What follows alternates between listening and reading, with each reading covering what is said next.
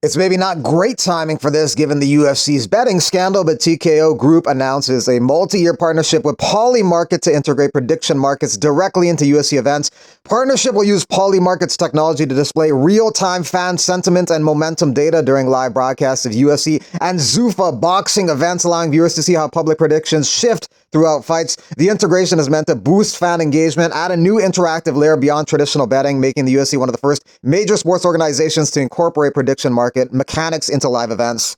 Integrate this into Paramount too, and live scoreboard, and I'm always figuring out how to take new technologies and disruptors like him and integrating it into my product and making the engagement better, the experience better, whether it's live or on TV. So how do you separate the difference between sports betting, which you're involved in, and this? I think that increasingly it feels like there's a convergence happening, even if the mechanism behind it is different.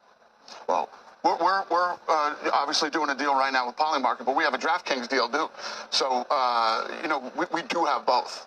Sam Alvey takes on Robles Despain in Karate Combat December 5th in Miami, Florida. That's for the heavyweight championship. In Karate Combat, Sam Alvey's undefeated, 4 wins and a no contest. Robles Despain also undefeated, 6-0. He wins all of his fights very quickly. Well, most of them extremely quickly. 20 seconds, 8 seconds, 12 seconds, 4 seconds. So he's one of the most feared strikers in the league as a result. But Sam Alvey ain't scared. I've never been more excited for a fight. I've been calling for him since before his debut in Karate Combat.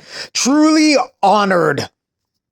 After Umar Nurmagomedov won over Mario Batista, it was assumed that he'd want a title shot and his manager would push for a title shot too. But it sounds like his manager, Ali Abdelaziz, is not interested in a title shot for him. He wants him to fight a guy like Figueiredo or Ayman Zahabi next. Well, I mean, have you had conversations with them? Like, he did his part. The title shot should pretty much be next. Is that kind of in the team? We want me and Habib right after. We talked to Hunter and Sean and Dana. So hey, let's get him one more fight. Let's get Figueiredo. Okay. Let's get Ayman Zahabi. Omar, but if you're the best in the world, you have to beat everybody in the world.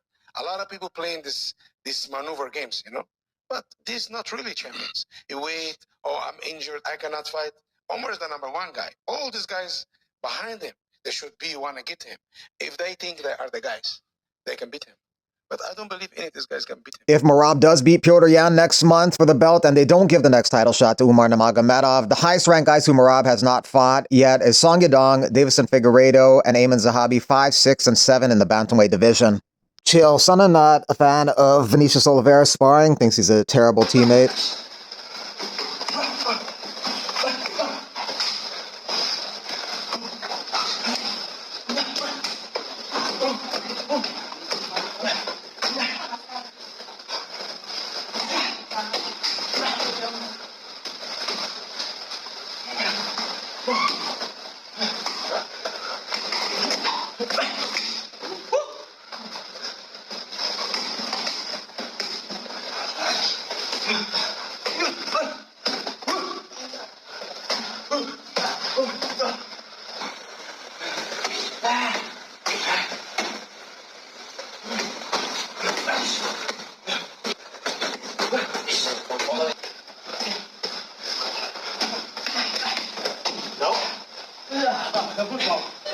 Oliveira's ranked number 13 in the bantamweight division, doesn't have a fight scheduled at the moment, is undefeated in the UFC right now, beating Phillips, Nurmagomedov, Simone, and Sopai.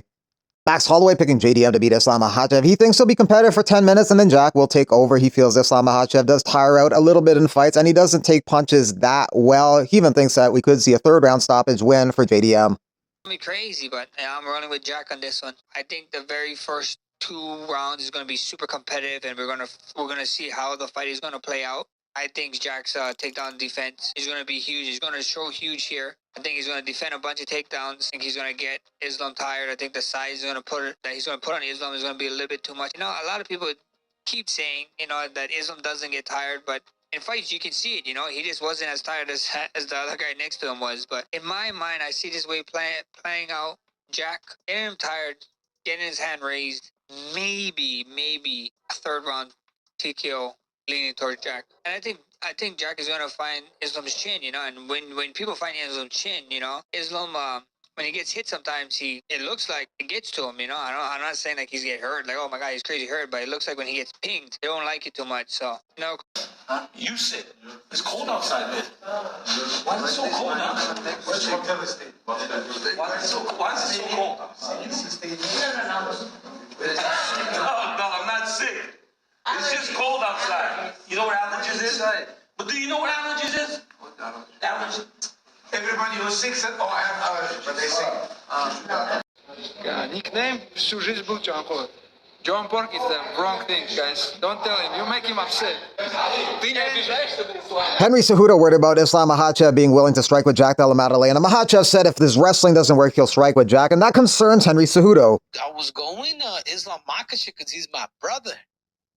But man, I don't think it's as simple as I thought it was, and I will definitely backtrack on that. And there's something that does scare me about this fight, Kamaru. There's something that Islam Makhachev said that made me think.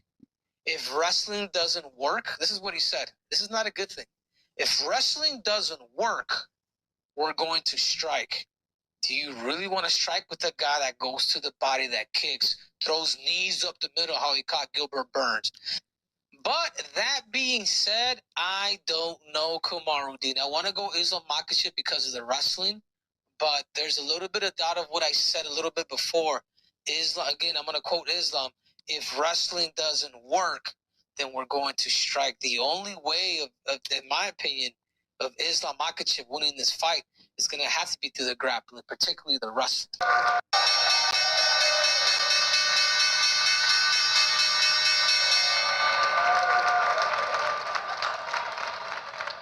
Travis County dismisses charges against the Liver King stemming from his June arrest for terroristic threats against Joe Rogan. Islam Makhachev says he forgot to put Merab Dvalishvili on the list of the top 5 pound for pound right now. For Makhachev, he puts himself number 1, then Pantoja, Aspinall, Volkanovski, and Topuria. The official UFC pound for pound ranking says Topuria 1, Makhachev 2, Dvalishvili 3, Chimaev 4, and Pantoja 5. This could all change a lot in the next couple months. Topuria will fight in January against either Paddy or Gaethje. Makhachev's fighting this weekend. Merab will be fighting next month against Piotr Yan. Hamza doesn't have a fight schedule, but Pantoja is also fighting on December 6th against Joshua Van.